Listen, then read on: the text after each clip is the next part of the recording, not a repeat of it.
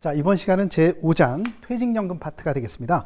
자, 퇴직연금 파트 앞서서 저희가 제4장 공적연금 부분을 정리를 해야 되겠죠? 그렇습니다. 그래서 혹시 미진한 부분 정리를 해보시기 바랍니다. 자, 그래서 67페이지 보시면 이제 국민연금이 들어가게 됩니다. 그래서 국민연금의 특징이 있다고 했죠? 네 가지 특징이 있는데 사회보험제도라고 얘기를 했습니다. 근데 여기서 꼭 알아야 되는 건 뭐예요? 기초생활보장제도와 사회복지제도하고는 성격이 뭐라고요? 다르다. 왜? 보험료를 낸 사람만 혜택을 받는 것이 국민연금이니까 그렇게 보시면 되겠고요. 그 다음에 소득재분배 얘기 드렸을 겁니다. 68페이지 소득재분배 너무 중요하다고 얘기했습니다. 소득재분배는 두 가지가 있다라고 얘기를 드렸습니다. 그래서 세대 간 소득재분배는 뭐라고요? 연금에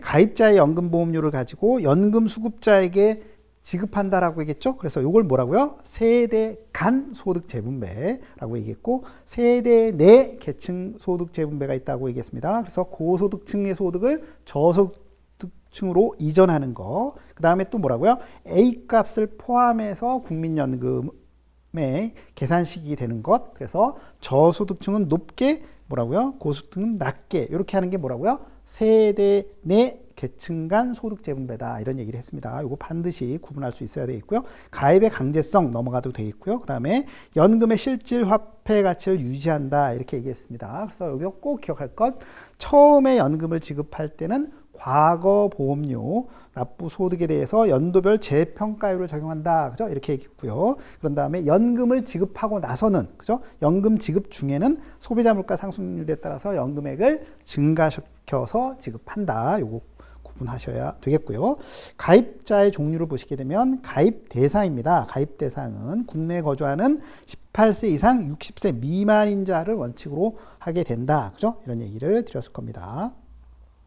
자, 그래서 가입자의 종류 보게 되면 가입자의 종류를 구분할 수 있어야 된다라는 거죠. 사업장 가입자, 지역 가입자, 임의 가입자, 임의 계속 가입자가 있는데 의무 가입 대상은 사업장, 지역 가입자다 이렇게 얘기했고요. 임의나 임의 계속 가입자는 선택이다. 이거죠. 선택이다. 이렇게 했고요. 사업장 가입자에 있어서는 기본적으로 보면 상시 근로자 1인 이상의 18세 이상 60세 미만이 해당이 된다. 그죠? 이런 얘기를 드렸을 겁니다. 그래서 당연히 직역연금에 해당되는 경우는 당연히 제외되는 것이고요. 그런 다음에 또 뭐라고 얘기했냐면 18세 미만의 경우에는 원칙은 뭐라고 얘기했습니까? 그죠? 국민연금 당연 적용 사업장에 종사하게 되면 가입되는 것이 원칙입니다. 자, 그런데 그죠? 예외적으로 본인이 원하지 않는다라고 한다면 안 할 수도 있다. 이렇게 얘기를 했습니다. 그건 국민 기초생활수급자도 마찬가지다. 그죠? 그런 얘기를 드렸을 겁니다. 그죠? 되셨죠? 그렇습니다.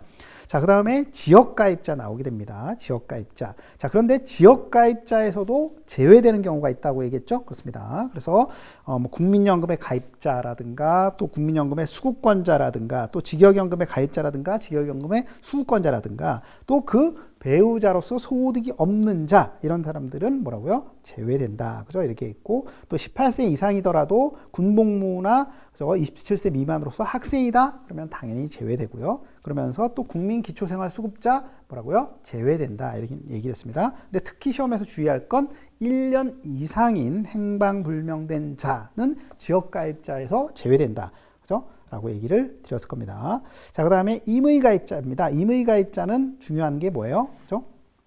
전업주부 이렇게 생각하시면 된다. 이렇게 얘기했습니다. 그죠? 전업주부 된다. 이렇게 생각하시면 되겠고요. 또 임의 계속가입자. 포인트는 뭐에 있다고요? 계속에 있다. 이렇게 얘기했습니다. 그래서 60세가 됐어요. 60세가 된 뭐 예를 들어서 사용자라든가 근로자라든가 이런 사람들은 뭐라고요? 65세까지 계속 납부할 수 있다고 얘기했죠? 그렇습니다. 그래서 왜 이 사람들은 이렇게 납부를 하느냐? 연금을 더 많이 받기 위해서 한마디로 얘기하면 그렇다. 그러니까 62세에 뭐 예를 들어 회사 대표라든가 이런 사람들은 다 임의 계속가입자가 되는 거죠. 자, 그렇게 보시면 되겠고요. 연금보험료는 기본적으로 보면 사업장 가입자는 어떻게 기준소득월액의 9%에 대해서 반반씩 부담하고 나머지 지역이나 임의나 임의 계속가입자는 본인이 전액을 부담한다. 그죠? 이런 얘기를 드렸죠. 그렇습니다. 자, 그렇게 보시면 되고 그런 다음에 국민연금의 보험료는 월납이 원칙이죠. 그렇습니다. 그래서 다음 달 10일까지 납부를 해야 되는데 분기의 경우에는 누구만 농업인의 경우에만 생각하시면 된다. 이런 얘기를 했고요. 그 다음에 또 연체 기간이 5개월이면 분할 납부 최대 기간도 5개월이다. 그죠? 그런 얘기를 했었죠. 그러면서 꼭 중요한 게 그죠? 연금보험료는 선납이 가능하다. 미리 내는 거 가능하다고 얘기했습니다. 그러니까 50세 이상인 경우에는 5년 이내까지 가능하다. 선납이 55세 아니라고 얘기했습니다. 그렇게 보시면 되겠고요. 기본은 1년이다. 그러니까 다시 해서 50세 미만이에요. 45세인 예를 들어서 사람이 선납하고 싶다. 그때는 1년. 50세 이상인 경우에는 5년, 최대 5년이 된다. 선납은 할인을 해준다. 1년 만기 정기예금 이자율로 할인을 해준다. 이렇게 보시면 되겠죠. 그렇습니다. 자, 그러면서 72페이지에 보험료의 납부 예외. 한마디로 뭐예요? 소득이 없어서 보험료 못 내겠어요. 이러면 납부 예외를 신청하라는 얘기죠. 그렇습니다. 근데 여기서 꼭 주의할 것은 1년 미만인 행방불명된 자는 반드시 보험료 납부 예외를 신청해 주셔야 된다는 겁니다. 그렇게 보시면 되겠고요. 추후 납부 제도. 더 이상 보험료를 못 낸 납부 예외 기간에 해당하는 것을 추후에 납부할 수 있다. 이렇게 얘기했습니다. 그러면서 꼭 기억할 게 어떻게 된다고 했어요? 추후 납부 제도에 있어서는 최대로 납부할 수 있는 기간이 몇 년이라고요? 10년 미만이다. 그죠? 이런 얘기를 드렸고요. 그 다음에 분할 납부 가능한데 60개월입니다. 무려 60개월 한도 내에서 분할해서 납부할 수 있다. 이렇게 얘기했고요. 반환일시금 반납. 얘기했었죠. 그렇습니다. 그래서 내가 받은 반환일시금에다가 뭐까지 이자까지 붙여서 반납하게 되면 가입기간을 복원해 주게 됩니다. 자, 분할 납부는 기본인 뭐라고요? 최고 24회까지 보시면 되겠고요. 강제사항은 아니다. 이런 얘기 했습니다. 자, 보시면서 연금급여, 그죠? 국민연금의 연금액은 어떻게 해요? 기본연금액 곱하기 연금 종류별 지급률 플러스 부양가족연금액이다. 이렇게 얘기했죠. 그래서 간단하게 보면 기본연금액 플러스 부양가족연금액. 자, 기본연금액은 어떻게 계산하느냐? 뭐 참고해서 보시면 된다. 이런 얘기를 했었죠. 그러면서 여기서 74페이지에서 구분할 게 A값과 B값. 그죠? 이런 것들을 구분할 수 있어야 된다. A값의 경우에는 뭐라고 얘기했습니까? 그죠? 사업장 가입자나 지역가입자 전원의 뭐라고요? 평균액이다. 이렇게 보시면 되겠고요.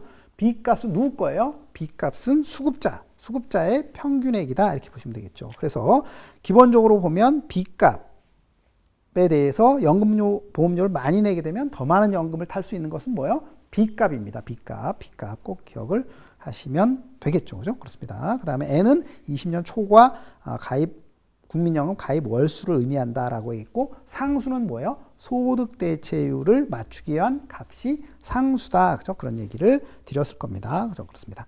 자, 그 다음에 출산과 군복무 크레딧은 보험료를 내지 않고, 그죠? 가입 기간을 늘려주는 제도다. 이렇게 얘기했습니다. 그래서 둘 다 뭐라고요? 2008년 1월 1일 이후인데 꼭 기억할 건 뭐예요? 출산과 군복무 크레딧은 어떤 경우에만 노령연금 산정에만 쓰인다. 장애나 유족연금은 해당된다, 안 된다? 안 된다. 그런 얘기를 드렸을 겁니다. 그죠? 그렇습니다. 그래서 출산 크레딧에 있어서는 그죠? 자녀가 2명이 되게 되면 몇 개월? 12개월. 자녀 1명 늘 때마다 18개월씩. 그래서 최대 몇 개월까지? 50개월까지입니다. 5자녀 이상이면 50개월까지 꼭 기억하셔야 되겠고요. 군복무의 경우에는 어떻게? 6개월입니다. 6개월이면서 A값 의 50%만 소득으로 인정해 준다. 그런 얘기를 드렸죠.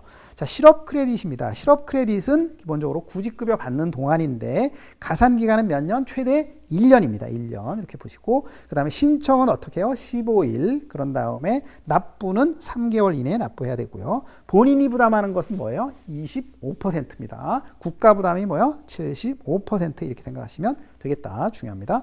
자, 부양가족연금액은 뭐라고 얘기했죠? 그죠? 가족 수당. 자, 그런데 여기서 꼭 주의할 것은 뭐라고요? 자녀의 경우에는 19세 미만이다. 이렇게 얘기했습니다. 나머지 조건들은 한번 읽어보시고, 그죠? 19세 미만 자녀. 그러니까 20세인 자녀는 부양가족연금액에 따른 가족수당을 못 받는 거죠. 그죠? 그렇습니다. 그렇게 보시면 되겠고요. 연금 수급의 경우에는 다음 달 뭐라고요? 25일에 지급이 된다. 그죠? 얘기했고, 그러면서 연금은 압류나 담보 제공 안 된다고 얘기했죠? 그러면서 뭐라고요? 185만 원까지 압류되지 않습니다. 그 다음에 국민연금 안심통장 하게 되면 압류되지 않고요. 자, 중복급여의 조정 얘기했죠? 노령연금과 장애연금. 그러면 둘 중에 하나만 지급한다. 노령연금과 유족연금이라고 한다면 어떻게 했다고 됐죠? 유족연금을 선택하면 그냥 유족연금만 지급되고 유족연금을 선택하지 않으면 다시 해서 노령연금을 선택하게 되면 어떻게 노령연금 플러스 유족연금의 30%를 추가해서 지급한다. 이렇게 얘기했죠. 그렇습니다. 자, 노령연금 너무너무 중요한 부분이죠. 그렇습니다. 무조건 연금으로 받기 위해서는 가입기간이 10년 이상이어야 한다. 그죠? 이런 얘기를 드렸고요. 그 다음에 노령연금 수급권자가 소득이 있는 업무에 종사해요. A값을 초과하는 소득이 있는 업무에 종사한다라고 한다면 D 연금 수급 개시 연령부터 플러스 5년까지는 어떻게 된다고요? 감액된다. 이거죠. 감액된다. 그런데 D 플러스 연금 수급 개시 연령로부터 D 플러스 5년 이후가 되게 되면 어떻게 된다고요? 그때는 뭐라고요? 전액 지급되게 된다. 그죠? 그런 얘기를 드렸습니다. 그죠? 드렸습니다. 자, 그 다음에 부양가족연금액은 감액될 때는 지급되지 않는다. 그죠? 이런 얘기를 드렸고요. 그 다음에 여기서 중요한 부분을 하나 좀 정리해 드릴 필요가 있는 부분인데요. 자, 부양가족 연금액이 지급되지, 그죠? 지급되지 않는 경우를 정리해 보도록 하겠습니다. 그래서 이 부분을 세 가지로 정리를 해볼 수 있는데요. 지금 우리가 했던 노령연금 플러스 뭐라고요? 소득 있는 업무에 종사하는 경우, 이때는 뭐라고요? D에서 D 플러스 5년까지는 뭐라고요? 감액되면서 어떻게 부양가족연금액이 지급되지 않았었죠? 그렇습니다. 금방 우리가 그 내용 봤고요. 그런 다음에 또 우리가 연기연금제도도 한번 살펴봤었죠? 그렇습니다. 그래서 연기연금은 뭐야? 늦춘다 이렇게 했습니다. D 플러스 5년 이후로 D 플러스 5년까지 최대 늦출 수 있다. 몇 번? 한 번에 대해서 혜택을 준다고 얘기했죠? 그래서 연 7.2%를 가산해 주게 됩니다. 근데 그 가산할 때는 부양가족연금액은 제외된다. 그죠? 그런 얘기를 했고, 전액 연기할 수도 있고, 일부를 연기할 수도 있다. 그죠? 이런 얘기를 했죠. 그렇습니다. 그 다음에 조기노령연금입니다. 그래서 조기노령연금 일찍 받겠다. 뭐요? D-5년 기간 동안에 일찍 받겠다. 그러면 어떻게 손해를 보게 된다. 왜? 그죠? 연 6%씩 손해를 보게 된다. 그래서 D-5년, 그죠? 65세를 기준하면 60세에서 조기노령연금 받으면 어떻게 해요? 30%가 감액되니까 어떻게 70%만 지급된다라는 것이고요. 그 다음에 예를 들어서 61세다라고 한다면 76% 이렇게 되는 거죠. 그렇습니다. 그래서 그 내용 꼭 알아두시고요. 그런 다음에 연금 수급 개시 연령으로부터 D-5년으로부터 그런데 A값을 초과하는 소득이 있어요. 그때는 어떻게 된다고요? 정지된다고 했죠. 감액이 아니라 뭐야? 정지된다. 이거 꼭 알아두셔야 된다. 그죠? 이런 얘기를 드렸을 겁니다. 자, 그렇게 보시고요. 분할연금입니다. 혼인기간이 5년 이상인 경우에 그 다음에 세 가지 조건을 갖춰야 되는 거죠. 그렇습니다. 그러면서 별거 가출 이런 것들은 제외되고 국민연금의 분할연금은 뭐라고요? 분할연금 수급권을 취득한 때로부터 5년 이내에 뭐라고요? 청구를 해야 된다라는 거죠. 그렇습니다. 그리고 이혼하고 나서 바로 뭐라고요? 청구할 수 있다. 그러면 그때는 3년 이내에 분할연금을 선청구할 수 있다. 그죠? 그런 얘기를 드렸을 겁니다. 그렇습니다. 그러면서 분할연금에 있어서도 어떻게? 분할연금에 있어서도 이미 이혼했기 때문에 더 이상 가족이 아니죠. 그러니까 분할연금에 있어서도 부양가족연금액은 지급되지 않는다. 이렇게 보시면 되겠죠. 그죠? 그렇습니다. 자, 그렇게 보시고 그러면서 또 뭐라고 얘기했습니까? 혼인기간의 2분의 1의 금액을 지급받게 되고요. 그런 다음에 또 표 4-3에 1953년생 이후부터는 플러스 4씩 더해서 어떻게 노령연금의 수급 시기를 늦추겠다라고 얘기했죠. 그래서 그 플러스 4. 그래서 요거 1969년생 이후가 되게 되면 무조건 몇 세가 된다? 65세의 노령연금을 받는다. 그죠? 그렇게 얘기했습니다. 꼭 알아두셔야 한다. 자, 다 장애연금입니다. 장애연금의 경우, 장애연금이 지급되지 않는 경우가 있다고 했죠. 보험료를 내지 않거나 또 뭐라고요? 3분의 2의 미달하게 되면 지급되지 않는다. 이렇게 얘기했고, 그 다음에 국민연금의 장애연금과 또 예를 들어서 산재의 장애급여가, 그죠? 둘 다 받게 되면 그때는 국민연금의 장애연금에 대해서는 50%만, 2분의 1만 지급한다. 이렇게 얘기했죠. 그렇습니다. 그러면서 국민연금의 장애연금에서 꼭 주의할 거는 뭐라고 했어요? 1급부터 4급까지 있는데 4급은 일시보상금이다. 이렇게 얘기했죠. 그렇습니다. 그러면서 뭐라고 얘기했습니까? 그죠? 장애 4급의 경우에는 일시보상금이면서 부양가족연금액 지급돼야 안 돼요? 안 됩니다. 안 됩니다. 그래서 이 부분을 제가 다시 정리를 해드렸다. 이렇게 보시면 되겠습니다. 그죠? 됐죠? 그렇습니다. 자, 그래서 유족연금라 보시면 되겠습니다. 그래서 유족연금의 수급 요건, 그죠? 좀 내용이 많죠? 그런데 특히 동그라미 4번을 잘 보셔야 된다고 얘기했습니다. 그래서 특히 그 중에서도 가입 대상 기간 중 체납 기간이 3년 이상인 경우에는 4번에 국한해서 어떻게 그때는 유족연금 지급받지 못한다라고 얘기했습니다.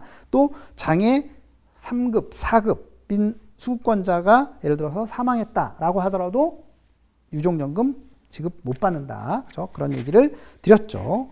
그 다음에 국민연금의 유족연금은 80페이지에 가입 기간에 따라서 어떻게 20년 이상이면 기본연금의 60%, 20년 미만이면 50%, 10년 미만이면 뭐라고요? 40%. 물론 부양가족연금액 지급되고요. 그 다음에 유족의 범위, 그죠? 민법상 상속순위에 따라서 지급되는 게 아니라고 얘기했죠. 1순위는 배우자, 자녀, 부모, 손자녀, 조부모 이런 순위로 쭉 간다 이렇게 얘기했죠. 그렇습니다. 그러면서 꼭 주의해야 될 게 자녀의 경우에는 25세 미만의 자녀가 해당이 된다. 19세 미만 아닙니다. 그죠? 그래서 그런 얘기했죠. 유족연금에 있어서의 자녀는 25세 미만의 자녀인데 뭐라고요? 부양가족연금액의 자녀는 19세 미만이다. 그죠? 그런 얘기를 드렸을 겁니다. 그 다음에 형제자매 받을 수 없어요. 반계혈족 받을 수 없어요. 유족연금은 그렇게 보시면 되겠다. 자, 유족연금이 소멸되는 경우 참고해서 보시면 되겠고요. 81페이지 보면서 배우자의 유족연금이 지급 정지되는 경우가 있죠. 그렇습니다. 그래서 A값을 초과하는 소득이 배우자가 있게 되면 뭐라고요? 3년간 지급되고 55세까지는 지급이 정지가 된다. 그죠? 이런 얘기를 드렸을 겁니다. 그죠? 그렇습니다. 자, 그런데 계속 지급되는 경우도 있다. 그죠? 어떤 경우? 배우자가 장애 등급 2급 이상인 경우라든가 또 소득이 그죠? 있는 업무에 종사하지 않는 경우, 다시 해서 소득이 없는 경우, 그런 다음에 자녀가 25세 미만의 자녀 내지는 장애 2급 이상 인 자녀의 생계를 유지한다. 그때는 뭐예요? 유족연금이 계속 지급된다. 라고 보시면 되겠다. 그죠? 그런 얘기를 드렸죠. 자, 반환 일시금이다. 그죠? 그런 얘기를 했죠. 그렇습니다. 그래서 가입기간이 10년 미만인 자가 60세가 되게 되면 어떻게 반환 일시금, 국적 상실이나 국외 이주. 자, 그런데 여기서 해외 유학, 그죠? 뭐 이런 거 돼요? 안 돼요? 해외 유학했다고 해서 반환 일시금 받을 수 있어요? 없어요? 없습니다. 그죠? 그렇습니다. 그런 건 당연히 안 되겠죠. 그죠? 그렇습니다. 또 그렇게 보시면 되겠습니다. 자, 그 다음에 반환일시금은 기본적으로 보면 내가 낸 보험료에다가 이자까지 해서 받게 되고요. 반환일시금의 소멸시효는 몇 년이라고요? 10년이다. 10년 이내다. 이렇게 보시면 되겠고요. 그 다음에 사망일시금. 사망일시금의 키워드는 뭐라고 했어요? 유족이 없는 경우에 지급이 되게 된다. 이렇게 얘기했고요. 반환일시금에 상당하는 금액을 지급한다. 이렇게 얘기했고, 누구까지도 지급한다? 형제자매. 그죠? 반계혈족까지, 사촌인의 반계혈족까지도 찾아서 뭐라고요? 지급을 하게 된다라고 얘기했습니다. 그러면서 뭐라고요? 최종 기준소득월액의 현재 가치와 그 다음에 평균액 중에서 어떻게 적은 게 아니라 뭐라고요? 많은 금액의 몇 배? 4배를 초과하지 못한다. 4배. 많은 4배. 이거 반드시 기억해야 된다. 이렇게 얘기했습니다. 또 직역연금으로 가게 됩니다. 국민연금 아주 키워드가 되는 것은 다 정리를 해드렸습니다. 그 다음 83페이지 직역연금으로 가게 됩니다. 그래서 직역연금은 기본적으로 보면 국민연금과 뭐가 다르다? 그래서 노후보장 기능뿐만 아니라 뭐라고요? 국가나 지방자치단체가 사용자이기 때문에 재해보상이나 근로보상적 성격도 갖고 있다. 이렇게 얘기했고요. 최초의 설계 당시에는 적립 방식이었는데 지금은 현재는 뭐라고요? 부과 방식으로 전환돼 있다. 이거 반드시 알아두셔야 된다. 자, 공무원 연금 쭉 보시되 가입 대상에서 선거에서 취임한 공무원 당연히 가입 대상 되지 않고요. 군인도 당연히 안 된다. 이거 반드시 중요하다. 이렇게 얘기했고요. 현재 비용 부담은 총액 기준에서 몇 퍼센트? 18%. 2020년부터 시작해서 가입자가 내는 건 몇 퍼센트다? 9%가 적용되고 있고 최대 몇 년? 36년까지 그죠? 납입 기간의 상한이 정해져 있다. 이렇게 보시면 된다. 그죠? 이런 얘기 드렸을 겁니다. 자, 그래서 그런 얘기들 그렇죠? 쭉 얘기를 했고요. 그런 다음에 또 보시면 그죠? 85페이지로 와서 급여의 종류 그래서 쭉 나와 있다. 그죠? 85페이지 가시면 표 4-6 참고해서 보시면 되겠고요. 국민연금과 동일한 것은 생략하고 그죠? 보겠습니다. 그런 다음에 또 뭐라고 얘기했습니까? 연금급여 수급권자가 외국으로 이민이나 국적 상실하게 되면 그냥 연금으로 계속 받거나 어떻게 4년분의 연금에 해당하는 것을 일시금으로 받을 수도 있다. 이렇게 얘기했습니다. 퇴직급여의 청구권의 소멸시효는 몇 년? 5년이다. 그죠? 이런 얘기를 드렸죠. 그죠? 그렇습니다. 자, 그렇게 보시고요. 퇴직연금 얘기 드렸습니다. 그래서 퇴직연금 뭐 쭉 얘기하는데 기본적으로 상한이 어떻게 된다고요? 전체 공무원 기준소득월액의 1.6배까지를 상한으로 두고 있다. 그죠? 이런 얘기를 했습니다. 자, 그러면서 아주 중요한 게 뭐라고 했겠습니까? 공무원이, 그죠? 재임용되거나 선출직 공무원에 취임하게 되면 어떻게 된다고요? 전액 지급이 정지가 된다. 이런 얘기를 했고요. 그 다음에 재취업하거나 또 일정 수준 이상의 여러 가지 사업소득이나 근로소득이 있게 되면 그때는 일부만 정지가 된다. 그죠? 이런 얘기를 했고요. 분할연금은 동일하다. 그죠? 이런 얘기를 드렸습니다. 자, 그런데 다른 점이 있죠. 그죠? 분할연금의 경우에 세 가지 조건을 모두 갖춘 때로부터 3년 이내에 청구해야 된다고 했죠. 5년이 아니라 3년 이내에 청구해야 된다. 그죠? 그런 얘기를 드렸을 겁니다. 그죠? 그렇습니다. 그래서 그런 내용들 87페이지에 이제 퇴직 수당 같은 경우는 뭐라고 얘기했습니까? 그죠? 기간 불문해서 퇴직 수당 지급된다. 10년 미만인 경우에는 퇴직 일시금도 지급된다. 그죠? 그런 얘기를 드렸을 겁니다. 자, 퇴직 유족급여 말씀드렸죠. 그렇습니다. 그래서 10년 이상 한 다음에 사망했다라고 한다면 퇴직 유족연금과 퇴직 유족연금의 부가금 이렇게 지급되고요. 그 다음에 특히 주의할 것은 공무원 연금에 있어서는 뭐라고요? 퇴직 유족연금의 수급권이 민법상 상속순위를 따라가게 된다. 그런 얘기를 드렸습니다. 그래서 자녀의 경우에 19세 그죠? 미만까지입니다. 19세 이상이면 수급권을 상실하게 되고요. 그런 다음에 안타깝게도 뭐라고요? 연금도 못 받고 사망하거나 3년 내에 사망하게 되면 그때는 퇴직 유족연금 플러스 퇴직 유족연금의 특별 부과금을 따로 지급한다고 얘기했죠. 그렇습니다. 그렇게 되고 10년 이상 재직하다가 사망한 경우에는 어떻게 아예 일시금으로 받을 수도 있다. 퇴직 유족연금의 일시금을 받을 수 있다. 이렇게 얘기했죠. 그렇습니다. 그래서 퇴직 유족연금은 퇴직연금의 60%가 지급이 된다. 이렇게 얘기했고요. 퇴직 유족연금의 부가금은 뭐요? 25%. 그죠? 그런 얘기를 드렸을 겁니다. 그죠? 그래서 88페이지 보시면 비공무상 장애급여에 있어서 기본적으로 보면 1급부터 7급까지는 기본적으로 연금, 8급 이하부터는 뭐예요? 일시금이 지급이 된다. 이런 얘기를 드렸습니다. 자, 사학연금입니다. 사학연금의 가입 대상에서 빠지는 사람이 있다고 했죠? 누구? 임시, 조건부, 무보수는 뭐예요? 제외되고 국립대학병원 이런 경우는 공무원연금 가입 대상이 아니라 뭐야? 사학연금 가입 대상이다. 그죠? 그런 얘기를 드렸을 겁니다. 그죠? 그렇습니다. 89페이지로 가시게 되면 기본적으로 비용 부담에 있어서 법인부담금도 있다. 법인부담금과 국가부담금은 뭐라고요? 그 부담률이 다르네요. 그래서 그런 거 보시면 되겠고요. 여전히 9%다. 총액 18%를 기준으로 한다. 자, 군인연금입니다. 군인연금의 가입 대상은 누구? 직업군인, 부사관 이상의 현역군인에게 적용이 되고 그 다음에 일반 병이다라고 한다면 사망과 장애에 따른 보상금만 적용이 되게 됩니다. 자, 군인연금은 아직 개혁 안 됐다고 했죠. 그래서 7%의 기여금을 납부하게 되죠. 총액 14%, 최장 몇 년 납입? 33년 납입이다. 이렇게 얘기를 드렸죠. 그렇습니다. 자, 그렇게 보시면 되겠고, 그러면서 91페이지 급여 부분에 있어서 20년 이상 복무해야 된다고 했습니다. 10년이 아니라 뭐야? 20년 이상. 그리고 60이나 65세 그런 것들은 없다. 이렇게 얘기를 드렸습니다. 그죠? 전투에 임하면 3배 이렇게 보시면 되겠고요. 복무기간은 19년 6개월 이상이면 된다. 19년 6개월 이상이면 퇴역연금 지급받을 수 있게 됩니다. 그죠? 그렇습니다. 자, 그렇게 보시고 그 다음에 모두가 뭐라고요? 부부 모두가 군인이다라고 할 때는 유족연금이 2분의 1, 다시 해서 50%가 지급된다. 이렇게 말씀을 드렸습니다. 그 다음에 2019년에 이미 분할연금 제도가 도입이 되었다. 그래서 그런 얘기를 드렸죠. 그렇습니다. 자, 92페이지로 가셔서 공적연금의 연계제도에서 가장 중요한 것은 뭐예요? 표 4-10을 이해하는 것이다. 가입 기간만 합산하고 재정 이전도 없고 각각 뭐라고요? 비례해서 연금을 지급한다고 얘기했고 선택사항이다 이렇게 얘기했죠. 그래서 특히 연계제도에 있어서는 뭐라고요? 반납금을 어디에 납부한다고요? 종전 재직기간에 반납한다. 내용이 핵심이다. 그죠? 그런 얘기를 드렸죠. 자, 그러면서 93페이지로 가시면 연계 기간에서 제외되는 경우가 있다고 했죠. 국민연금의 임의계속 가입 기간 출산, 군복무 크레딧은 제외된다라고 얘기를 드렸습니다. 그 다음에 연계 신청 보시면 당연히 분할 납부 가능하고요. 그런데 신청만 하고 6개월이 지나도록 납부 안 했어요. 그러면 그냥 취하한 것으로 된다. 그런 얘기를 드렸고요.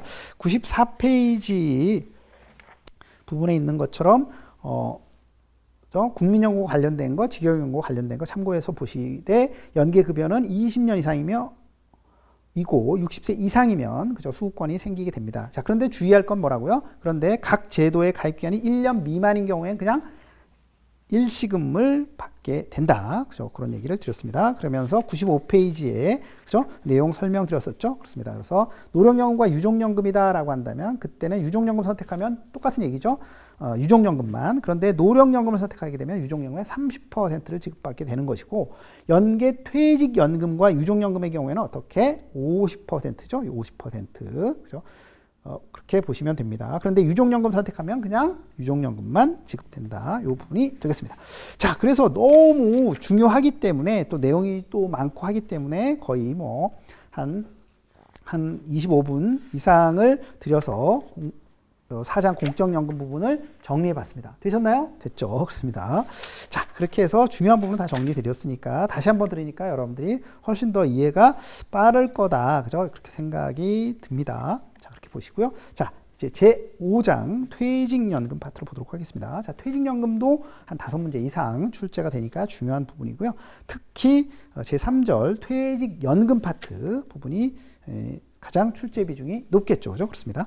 자, 그래서 보도록 하겠습니다.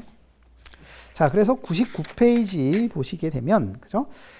기본적으로 보면 뭐예요? 퇴직급여, 퇴직금이나 퇴직연금 같은 경우에 있어서는 뭐예요? 3층 보장제도에서 2층을 담당하고 있고, 안정적인 생활보장을 담당하고 있는 것이 뭐예요? 퇴직금, 퇴직연금이 되겠네요. 그렇습니다.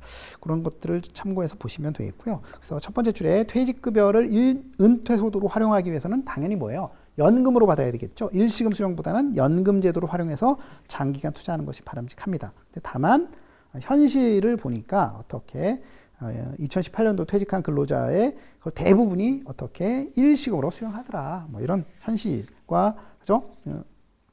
괴리가 있더라. 뭐 이런 것들을 참고하시면 되겠습니다. 시험에 나온다기보다는. 자, 그렇게 보시고 100페이지 부분으로 가보도록 합니다. 그래서 퇴직급여의 종류를 보게 되면 그죠? 크게 두 가지죠.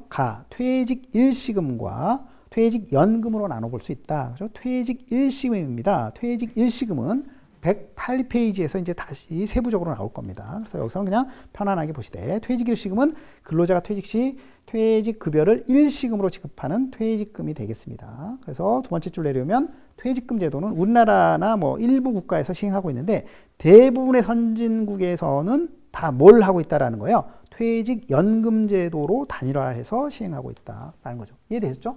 대부분의 선진국은 다 퇴직연금만 하고 있다. 이렇게 보시면 되겠습니다. 자, 나 퇴직연금입니다. 그래서 특징 정도를 보시면 퇴직연금은 연금으로 받을 수도 있고 일시금으로 받을 수도 있어요. 그죠? 그렇습니다. 자, 그래서 확정급여형 퇴직연금과 101페이지 확정기여형 퇴직연금, 하이브리드형 퇴직연금 요 세 가지가 있게 됩니다. 퇴직연금에는.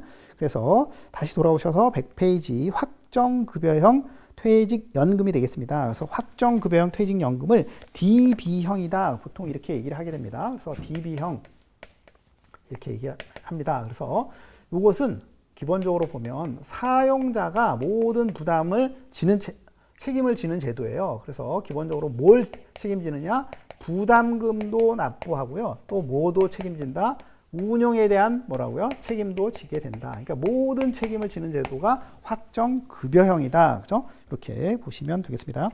자, 그래서 확정급여형 퇴직연금은 근로자가 받을 퇴직급여의 수준이 그죠? 나 연금 산정 방식이 사전에 결정된 제도가 되겠습니다. 자, 퇴직급여 내가 얼마 받을지가 결정돼 있다고요. 퇴직급여가 어떻게 돼 있다? 결정된 제도다. 이렇게 보시면 되겠습니다.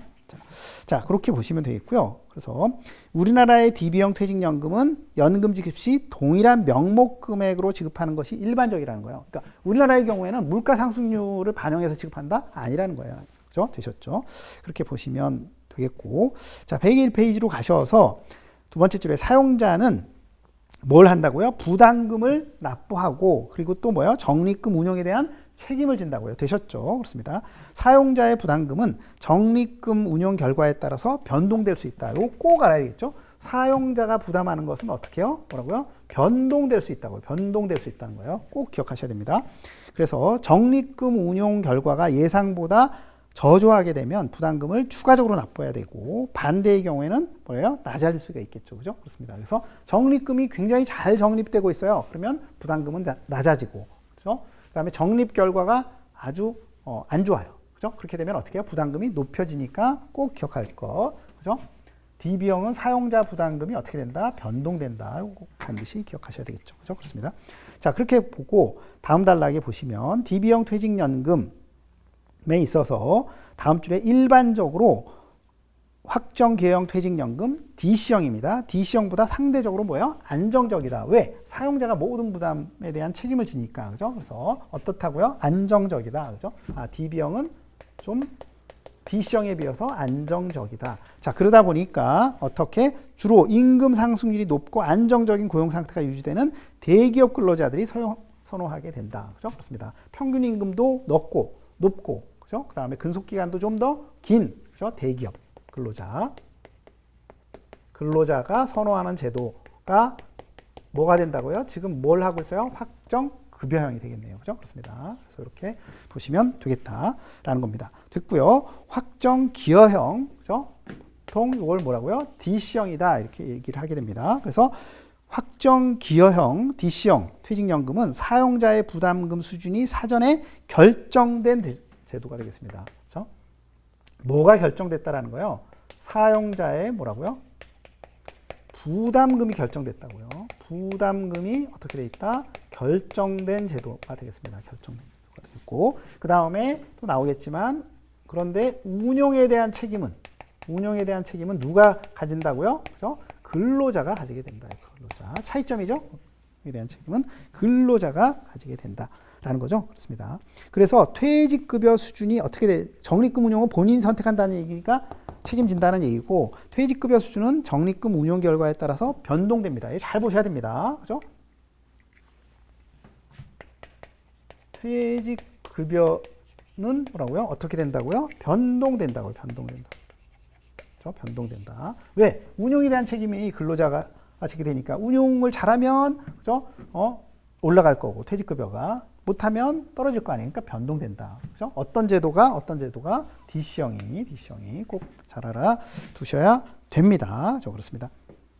내용을 아시면 너무 쉬운 내용이죠. 그렇습니다. 그래서 사용자는 그러면 기본적으로 보면 부담금이 결정되어 있는데 이것을 근로자가 선택한 퇴직연금 계좌에 납입을 하게 됩니다. 그리고 근로자는 또 뭐라고요? 사용자가 내는 것과 별도로 DC형의 경우에 있어서는 근로자가 어떻게 해요? 추가로 내가 낼 수 있어요. 그걸 추가 기여다 이거죠. 추가 기여도 가능하죠. 그렇습니다.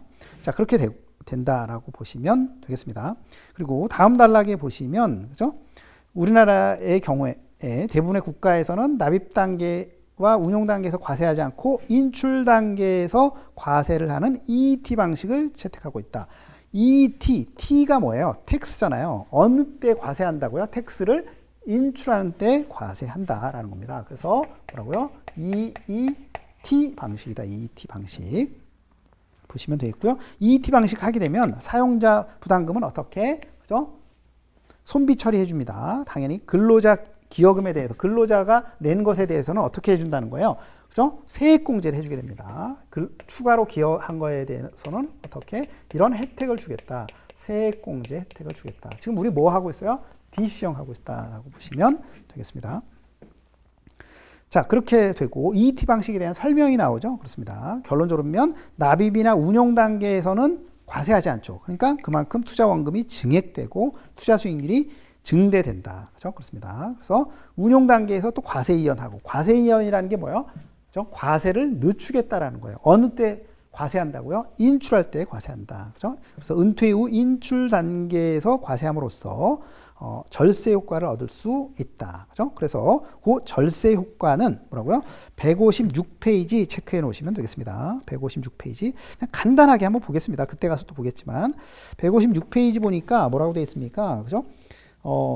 맨 하단에 표 7-3 보니까 연금 외 수령보다는 연금 수령을 유도하기 위해서 어떻게 세금 부담을 확실히 적게 줬죠. 그렇죠? 그렇습니다. 이런 절세 효과 우리가 7장에서 세부적으로 다룰 겁니다. 자, 그런 정도 보시면 되겠습니다. 자, 그 다음에 3. 하이브리드형 퇴직연금이 되겠습니다. 자, 하이브리드형 퇴직연금은 기본적으로 1980년대에 미국에서 탄생한 그런 제도가 되겠고요. 102페이지로 가시게 되면 DC형의 특성을 가진 DB형 퇴직연금이다. 이거죠. 그래서 하이브리드형도 있네요. 하이브리드형. 하이브리드라고 하는 것이 기본적으로 보면 뭐예요? 그죠? 섞은 거잖아요. 그래서 DB에다가 뭘 섞었다?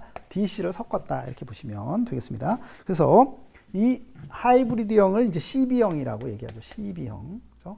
CB형이다. 그죠? 얘기를 하게 됩니다. 그래서 CB형 퇴직연금은 사용자의 기여금과 운용 수익의 일정 수준을 보장해 준다고요. 자, 그러니까 DB라는 얘기는 뭐예요? 결론적으로 사용자가 책임을 집니다.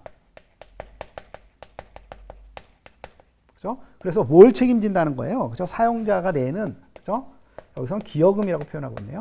에다가 그다음에 최저 일종의 뭐라고요? 수익률, 그죠? 이런 것들을 누가 책임진다고요? 사용자가 책임지니까 DB형이다. 자, 그러면서 또 적립금 운영 결과를 반영해서 연금을 지급하는 방식인데 CB형 퇴직연금은 안정적인 퇴직연금을 확보할 수 있고 적립금 투자 수익을 추가로 향유할 수 있다. 그래서 여기에다가 플러스 뭐까지 알파까지 추가 수익이 있다면 그죠? 이렇게까지 할 수 있다. 굉장히 근로자에게는 유리한 제도가 되겠네요. 그죠? 그렇습니다. 자, 그래서 기업 입장에서 보면 우수 인력 확보하고, 그죠? 그런데 어떤 부담이 있어요. 그죠? 근로자의 퇴직급여를 일정 수준 보증해줘야죠. 최저 수익률을 보증해줘야죠. 그죠? 그렇습니다. 자, 그런 부분이 있고, 근로자 입장에서 보면 투자에 따른 손실 위험, 이 손실 위험이 DC형에 있어서는 뭐예요? DC형에 있어서는 운영에 대한 책임이 근로자가 전적으로 지는 거잖아요. 그런데 이 최저 수익률을 사용자가 짐으로 인해서 기업이 부담한다 이거죠. 그래서 안정성과 수익성을 동시에 할 수 있다. 그죠? 최저 수익률에 대한 것은 누가 책임진다고요? 사용자가 책임진다. 그런 거죠. 됐죠? CB형 됐죠. 자, 그렇게 보시면 되겠습니다. 자, 국내 퇴직급여 제도를 한번 보게 됩니다. 자, 그래서 퇴직급여의 종류를 한번 살펴보면 우리나라의 퇴직급여 제도는 퇴직금 제도가 있고 퇴직연금 제도가 어떻게 해요? 현재 우리나라는 병행해서 시행되고 있습니다. 참고로 퇴직금 제도는 뭐 시험과는 상관없지만 1953년부터 시행이 됐고요. 다음 줄 퇴직연금 제도는 2005년 12월 이후부터 시행이 됐다. 이렇게 보시면 되겠고요. 그 밑으로 보시면 근퇴법상의 퇴직급여의 종류는 퇴직금 제도와 퇴직연금 제도가 있고 상시근로자 1인 이상 모든 사업장은 퇴직급여 제도 중 하나 이상을 설정해야 된다. 그러니까 퇴직금 제도를 설정해도 되고 하나 이상이니까 퇴직금과 퇴직연금 제도를 함께 해도 된다라는 얘기죠. 그죠? 그렇습니다. 하나 이상 설정하고 있으니까. 자, 그렇게 되고, 그 다음에 이것을 퇴직금을 유지할지, 퇴직연금을 도입할지는 노사가 합의해서 결정을 하게 된다. 이렇게 보시면 되겠네요. 그죠? 그렇습니다. 그래서, 퇴직금 제도 보도록 하겠습니다. 자, 퇴직금 제도 뒤에서 자세하게 볼 거예요. 여기서 그냥 간단하게 한번 봅니다. 퇴직금 제도는, 그죠? 예전에 연공서열, 그죠? 직급이 높아가면 높아갈수록 어떻게 급여를 많이 주는 연공서열, 그 다음에 또 정년이 보장되는 장기 근속, 이런 때에 굉장히 장점이 있었죠. 그죠? 그런데 최근에는 연봉제로 다 103페이지 전환되고 있잖아요. 그렇기 때문에 어떻게, 그죠? 과거와 같은 퇴직금 제도의 장점이 지속되기가 어렵죠. 그죠? 그렇습니다. 자, 그래서 퇴직금 제도의 문제점 나옵니다. 자, 기본적으로 퇴직금 제도의 문제점, 요 정도는 알고 가셔야 되겠죠. 그래서 첫째, 퇴직급여에 대한 수급권 보장이 취약하다. 무슨 말이에요? 그죠? 기업이 도산하게 되면 퇴직금 못 받는다는 거예요. 한마디로 얘기하면. 왜 그러느냐? 퇴직금 제도에서는 사회 적립을 강제하지 않아서 갑자기 기업이 도산하면 퇴직급여 제도를 지금 못 받는다 이거죠. 이해되셨죠? 그죠? 무슨 얘기인지. 그러니까 사외에 적립하는 것이 아니라 퇴직금을 사내에 적립하니까 기업이 도산하게 되면 못 받는 거예요. 쉽게 얘기하면. 그죠? 그렇습니다. 다만 그것을 보완하는 제도가 최우선 변제 제도와 임금 채권 보장 제도가 있어요. 그죠? 그렇습니다. 근데 그것은 최종 3년분과 최종 3개월 임금에 한정이 되게 된다 이거죠. 무슨 말인지 이해되셨죠? 그죠? 그렇습니다. 그러니까 10년을 내가 근무했어도 최우선 변제가 되는 것은 3년간의 퇴직금만 되는 거고 또 그것도 못 받을 수도 있죠. 그죠? 청산 과정에서 받을 돈이 없으면 못 받을 수 있는 거니까 이해되셨죠? 그렇습니다. 그 다음에 둘째, 은퇴 소득원으로서의 역할이 약화되고 있습니다. 다시 얘기해서 다음 줄에 퇴직금, 중간정산 이렇게 하면서 다 결론적으로 은퇴에 가서 써야 하는데 다 생활비나 뭐 이런 걸로 다 써버린다는 거죠. 퇴직금 중간정산 통해서. 그렇습니다. 그래서 그 내용이 나와 있고요. 셋째, 자금 운용의 효율성이 떨어진다. 이건 뭐냐면 다음 줄에 퇴직일식을 그냥 비전문가인, 투자에 있어서의 비전문가인 누가, 그죠? 근로자가 운용하게 됨에 따라서 어려움이 발생된다. 이런 정도 보시면 되겠습니다. 무슨 얘기인지 이해되셨죠? 그렇습니다. 그래서 여기서는 퇴직금 제도의 문제점 3가지 정도, 이 정도를 체크해 놓으시면 되겠습니다. 어렵지 않죠? 자, 다 퇴직연금 제도가 되겠습니다. 그래서 퇴직연금 제도에는, 그죠? DB형 퇴직연금, DC형 퇴직연금, 개인형 퇴직연금인 IRP가 있게 됩니다. 그렇습니다. 자, 그래서 그러면 우리가 간단하게 한번 정리를 해보자고요. 자, 우리나라의 퇴직급여 제도는, 그죠? 크게 보면 뭐가 있습니까? 그래서 법정 퇴직금이라고 하는 퇴직금 제도가 있고, 그런 다음에 뭐라고요? 퇴직연금 제도가 이렇게 있는 거죠. 그렇습니다. 그래서 퇴직연금 제도에 다시 DB형 뭐라고요? DC형 뭐라고요? IRP 이렇게 3가지 제도가 있는 거죠. 그죠? 그렇습니다. 자, 그렇게 보시면 되겠습니다. 자, 그래서 퇴직연금을 도입하려면 노사 합의해야 된다고 얘기했죠? 그렇습니다. 그러면서 다음 줄에 하나의 사업장에 하나의 퇴직연금 유형을 도입할 수도 있고 DB형과 DC형 퇴직연금을 동시에 도입할 수도 있다. 이거 잘 중요한 내용입니다. 그래서 근로자들은, 그죠? 퇴직연금 유형 중 하나를 가입할 수도 있고 중복해서 가입할 수도 있다. 이게 시험에 가장 많이 나왔어요.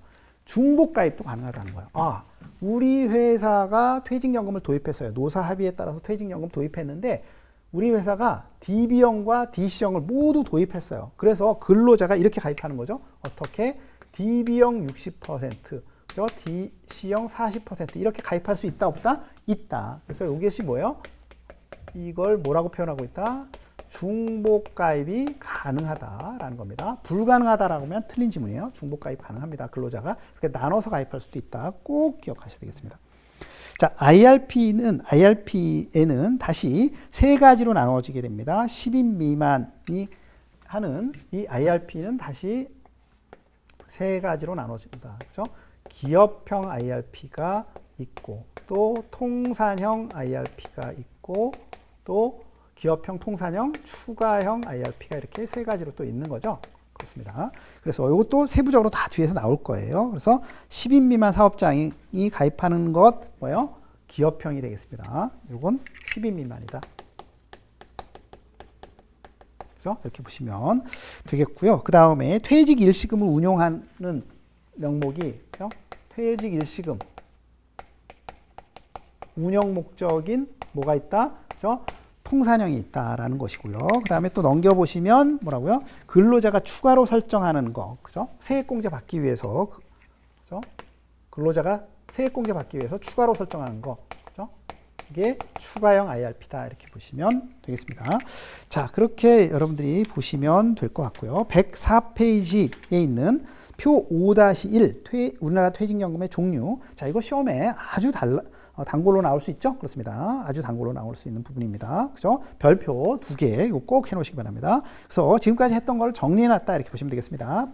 좀 빠르게 정리해보면, DB형의 경우에는 퇴직급여 수준이 법정 퇴직금 이상입니다. 그리고 사용자 부담금은 어떻게 된다고 했죠? 핵심은 뭐라고요? 사용자 부담금은 어떻게 된다고요? 변동된다. 이거 꼭 기억하시고. 가입자가 추가적으로 기여할 수 있어요? 없어요? 납입 불가능합니다. 그 다음에 적립 방법은 사회에 적립하는데 부분이에요. 부분. 그건 뒤에 가서 또 자세히 나올 거예요. 121페이지에서 자세하게 다룰 겁니다. 그 다음에 적립금 운용 주체. 적립금에 대한 운용 책임은 누가 진다고요? DB형은 사용자가 진다. 이렇게 얘기했죠? 그렇습니다. 자, DC형입니다. 퇴직급여 수준이 어떻게 된다고 해서 퇴직급여 수준이 뭐라고요? 변동된다. 꼭 기억하시고요. 그 다음에 사용자가 부담하는 것은 결정돼 있어요. 어떻게? 법정 퇴직금과 동일하게 결정돼 있고요. 가입자가 추가적으로 기여할 수 있나요? 추가 기여 가능합니다. 그렇습니다. 자, 그 다음에 누가 전액 사회 적립되고요. 적립금 운영 주체는 누구예요? 적립금 운영 책임은 누구예요? 근로자. 이렇게 보시면 되겠고요. 그 다음에 IRP 그 세 가지 있는 거 보시면 되겠고, 거기에 보면 추가형 IRP에 사용자가 추가적으로 나입하는 것은 당연히 불가능한 거죠. 그죠? 그렇습니다. 왜? 추가형은 근로자가 세액공제 받기 위해서 가입한 거니까 사용자가 낼 수는 없다. 그죠? 그런 내용들이 나와 있다. 이렇게 보시면 되겠네요. 그죠? 되셨죠? 무슨 얘기인지. 자, 그렇게 보시면 될 것 같습니다. 자, 그 다음에 해외 퇴직연금으로 해서 미국과 영국과 뭐 독일, 호주, 일본, 그죠? 이런 것들을 다루고 있는데요. 크게 출제 비중은 높지 않습니다. 뭐 출제되는 경우 뭐 매번 출제되는 것도 아니고 그냥 간간히 정도 출제가 되기 때문에 그냥 편안하게 좀 보시면 될 것 같습니다. 자, 그래서 미국 한번 보겠습니다. 내용이 좀 사실은 그런데 좀 뭐 또 많이 있어요. 그래서 미국 같은 경우에 미국의 노소득보장제도는 이제 공적연금, 퇴직연금, 개인연금 이렇게 되고 있는데, 그죠? 우리는 퇴직연금을 지금 다루고 있으니까 퇴직연금에는 크게 두 가지 제도가 있습니다. 한마디로 보면 DC형인데요. 미국 같은 경우 DC형인데, 그죠? DC형인데 401K입니다. 그래서 전통형 401K가 이렇게 있고요. 그런 다음에 또 보면 뭐냐면 로스 401K가 있게 됩니다. 그렇죠? 로스 401K가 있다. 이렇게 보시면 되겠고요. 그래서 어차피 우리나라의 어떤 퇴직연금이 미국의 401K를 부분적으로 도입한 거니까, 그죠? 거기 보면 104페이지에 대표적인 퇴직연금인 401K는, 그죠? 기업은에 대한 소득공제 과세 이연 EET 방식이다. 그죠? 이렇게 얘기를 했고요. DC형 퇴직연금이다. 그래서 퇴직근로자는 401K의 적립금을 퇴직일로부터 60일 이내에 IRA 계정으로 이체하고 뭐 이런 얘기입니다. 그래서 연금으로 수령할 수 있다. 이런 얘기고요. 59.5세부터 인출이 가능하고요. 그 이전에, 그죠? 뭐예요? 인출하게 되면 어떻게 벌금을 부과하게 됩니다. 뭐 그래서 요거는 그죠? 일종의, 그죠? 벌금 부과라고 하는, 그죠? 페널티도 준다. 그죠? 그렇습니다. 그래서 세부 내용보다 이런 그냥 취지로 보시면 됩니다. 그렇습니다. 자, 2006년도부터 뭐라고요? 105페이지에 로스 401K도 도입을 했다. 그죠? 그렇습니다. 그래서 이렇게 보시면 되겠다. 뭐 이런 정도로만 보시면 될 것 같습니다. 자, 그 다음에 영국입니다. 영국의 제도에서의 가장 핵심은 뭐냐면 사실은, 그죠? 네스트 연금이다. 그죠? 이렇게 보시면 되겠습니다. 네스트 연금. 그죠? 그렇습니다. 자, 그래서 네스트 연금의 경우 특징 간단하게 한번 보도록 하겠습니다. 그래서 거기 보면 첫 번째 단락의 세 번째 줄에, 그죠? 퇴직연금이나 적격 개인연금에 가입한 경우에는, 그죠? 공적연금인 공적연금 가입을 뭐라고요? 면제해주고 있다. 이 정도 보시면 되겠고요. 그 다음에 영국의 퇴직연금은 기본적으로 보면 DBDC, 네스트 연금이 있다라는 것이고, 다음 줄에 보시면 적격 퇴직연금에 가입하지 않은 일정 소득 이상의 근로자는 네스트 연금에 자동 가입되고 있다. 이런 얘기고요. 그 다음에 자영업자도 자발적으로 네스트 연금에 가입할 수 있고요. 그러면서 네스트 연금은 공적기관에서 운영하는 DC형 방식의 연금으로 수수료가 상대적으로 저렴하다. 그런 다음에 다음 줄 뭐요? EET 방식이다. 뭐 이런 얘기를 하고 있네요. 그러니까 다 EET 방식이에요. 다 EET 방식이 되겠습니다. 자, 그렇게 보시고요. 106페이지 보시면 독일입니다. 독일을 보시면 독일 같은 경우 첫 번째 줄 최초로 공적연금 제도가 시행된 나라입니다. 그래서 다음 줄 상대적으로 공적연금의 비중이 높습니다. 그래서 이 독일 같은 경우에 있어서는, 그죠? 뭐가 있다? 그죠? 리스터 연금이 있다. 그죠? 이렇게 보시면 되겠습니다. 리스터 연금이 있다. 정도 보시면 되겠고요. 그 다음에 다음 줄에 보시면 독일의 퇴직연금은 기본적으로 DB형을 중심으로 활성화되어 있고 DC형이나 퇴직연금과 개인연금의 성격을 갖는 리스터 연금이 도입되어 있다. 그죠? 이거는, 그죠? 퇴직연금 플러스 뭐라고요? 개인연금이래요. 그죠? 그죠?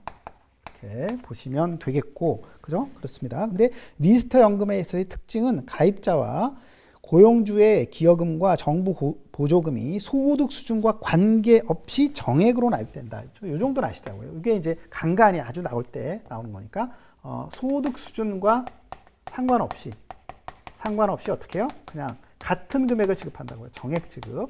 그래서 혹시 시험에서 혹시라도 차등 지급한다, 소득 수준별로 차등 지급한다 이런 내용 나오면 틀린 내용이다. 이 정도 보시면 되겠습니다. 그 다음에 다음 줄에 민간 기업의 경우에 퇴직연금 제도의 도입을 강제하고 있지 않으며 근로자도 퇴직연금에 가입할 의무는 없다. 그러면서 다다음 줄에 뭐예요? EET 방식이다. 다 모두 EET 방식이 되겠습니다. 자, 됐고요. 자, 다음은 뭐예요? 호주가 되겠습니다. 호주. 자, 호주의 경우에는 세 번째 줄 공적연금을 억제하고 사적연금을 통한 노후소득 보장을 지원하는 대표 국가가 되겠습니다. 그래서 다음 줄에 보니까 DC형 퇴직연금인 슈퍼애누에이션, 그죠? 슈퍼애누에이션을 하고 있다, 그죠? 이렇게 보시면 되겠고요. 그래서 맨 밑에서 세 번째 줄 보시면 슈퍼애누에이션은 다른 선진국의 사적연금과는 다르게, 그죠? 기여 단계, 운영 단계, 인출 단계에서 각각 TTE 방식을 채택하고 있다. 자, 호주에서는 이것만 기억하시면 됩니다. 뭐라고요? TTE 방식. 그러니까 결론적으로 보면 인출 단계에서 비과세한다는 거예요. 그죠? 유일하게 그죠? TTE 방식 하고 있는 건 호주입니다. 이거는 알아두시고요. 자, 그렇습니다. 그래서 납입 단계나 운용 단계에서는 저율로 과세하고 적격 인출 시에는 비과세하는 그런 제도가 된다. 이 정도만 보시고요. 자, 다음은 마지막 일본이죠. 일본 정도 보겠습니다. 그래서 자, 일본의 경우에는 기본적으로 한번 보시되 당연히 국민연금, 후생연금, 공제연금 있고 당연히 DB형, DC형, CB형 있습니다. 근데 여기서 특징은 다음 단락에 그죠? 2008년부터 CB형 퇴직연금이 도입되었다. CB형 퇴직연금, 하이브리드형 퇴직연금이죠. 그렇습니다. 이렇게 도입이 되었다. 그죠? 이렇게 정도 보시면 되겠습니다. 그죠? 그렇습니다. 나머지 내용은 특별한 거 없네요. 자, 그래서 이번 시간은 여기까지 진행을 하도록 하겠습니다. 그래서 해외 퇴직연금 부분은 그냥 이런 정도로 그냥 정리를 한다라고 보시면 될 것 같습니다. 자, 이번 시간은 여기까지 진행하도록 하겠습니다. 수고하셨습니다.